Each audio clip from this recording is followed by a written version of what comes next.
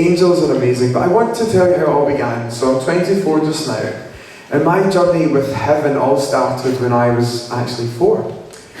Myself and my grandmother had this phenomenal connection. She lived with us in our family home. Unfortunately, during the time she lived with us, she had lymphoma cancer, and she was in a wheelchair. And we had this amazing connection. And during the same time as my grandmother being very unwell and not so well in her life, I got an illness, a disease, a virus called Guillain-Barré, which is, it starts with the flu and attacks the nervous system and leaves you paralysed, and I was in a wheelchair as well. And my mum was the carer for both of us, and to make things easier for me and my mum and everyone involved, she used to put me on top of my nana's lap in her wheelchair, and we would roll about together. And I have to say that, I always say this to people, she was so cool, she always carried a knife in her bag.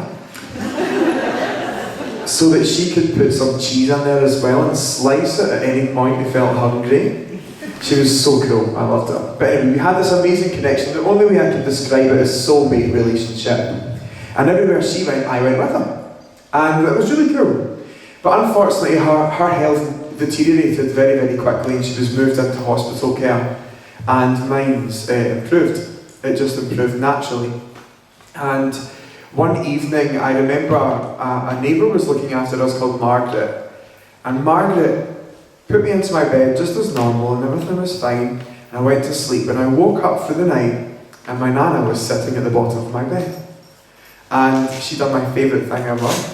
She tickled my back. And I turned over, and she was tickling my back away. And I just thought it was really cool that she was home. And I fell back asleep. And on the next morning, I told my mum, it's so good, Nana's home. And she couldn't answer me. And unfortunately, the night before, she went to heaven. And that was my first connection to heaven. And from that point onwards, this 4-year-old boy became an ultra-sensitive 4-year-old boy.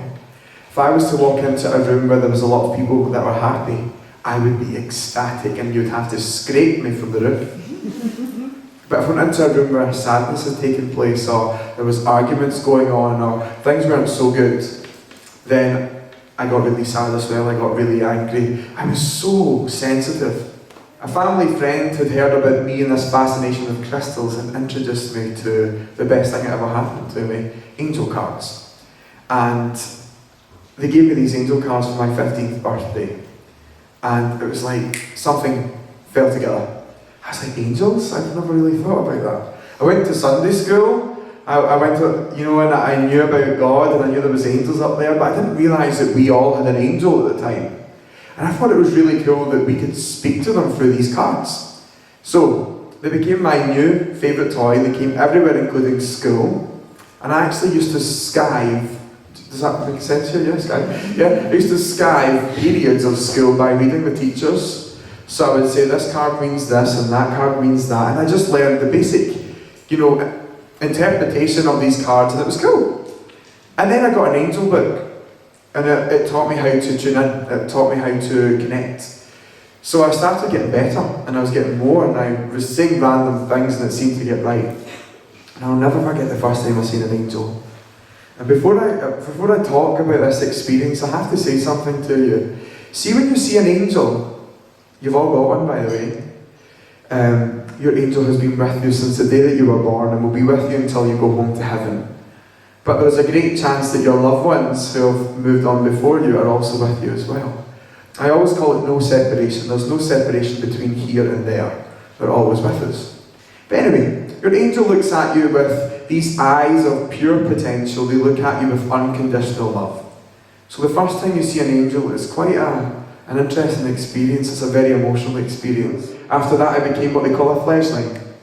Someone who goes on to learn how to do mediumship. And it was brilliant. I loved it. It was the most amazing thing, the fact that I could go there, get things right about people, and also pass them on this idea that their loved ones are with them, and I loved it. And before the age of 16, so fast forward a year, I became what the Daily Mail called the youngest medium in the UK. And my life exploded. And I was a psychic on a TV show, and I was doing all these weird things. And I have to admit to you very much that it was far too much. It was definitely not the life of a teenager, is it? They wanted someone to come in and just be the same as them, but I wasn't. And I remembered the Gandhi quote, "Be the change you want to see." I kept remembering that over and over and over again in my head.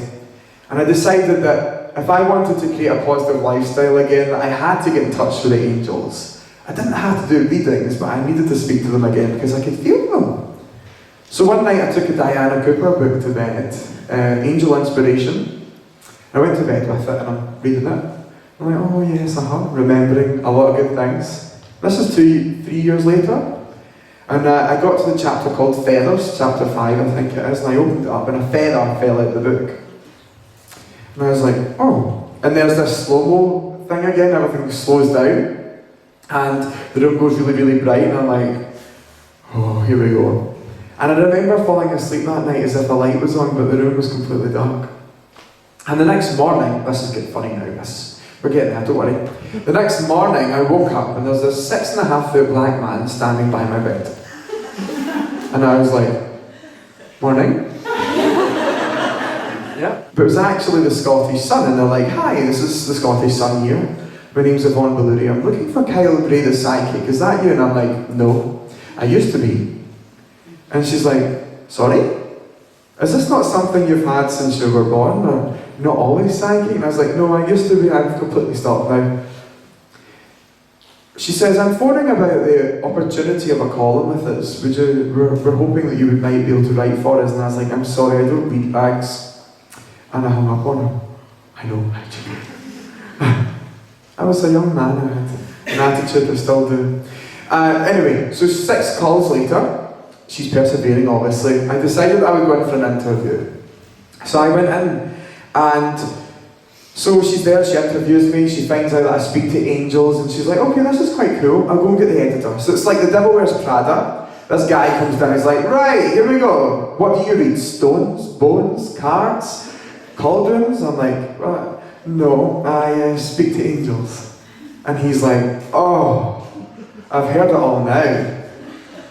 So he's like, so what can you see and what's the idea? So I was like, well, you have an angel. Sometimes I can see some people's angels, pick stuff up. Sometimes I speak to the spirits of people, and sometimes I speak to the spirits of animals. And he's like, right, what can you see in the room then? And I was like, well, you put me on the spot, but I'll tell you one thing I can see right now. There's a black and white cat that keeps walking along that lady's lap. What's that all about? And he's like, Hiram. That's what he said, straight away, Hiram. And it turned out the day before, the lady who was interviewing me had a black and white cat put down. And they're like, he's got a job. So I began writing for the Scottish Sun as the Angel Whisperer, and I hated the title. I love it now. But I wasn't into it. I was like, that sounds so mamby and pamby, and it's just not me. And he's like, just stick with it, we're going to give you a good life. And it was really funny. Fast forward a year, I'm still at the hotel, and I'm still writing the column. Things are starting to change though. Every single member of the management team of this hotel had an angel card deck on their desk with their daily affirmations posted around the computer. So yeah, I'm starting this angel cult, and I'm starting with this hotel. And by the time I left, I had everyone wearing pink for the day. So I said, let's have an unconditional love day, let's wear pink. So it just shows you, if you want to be the change that you want to see, you've got to demonstrate yourself, don't you?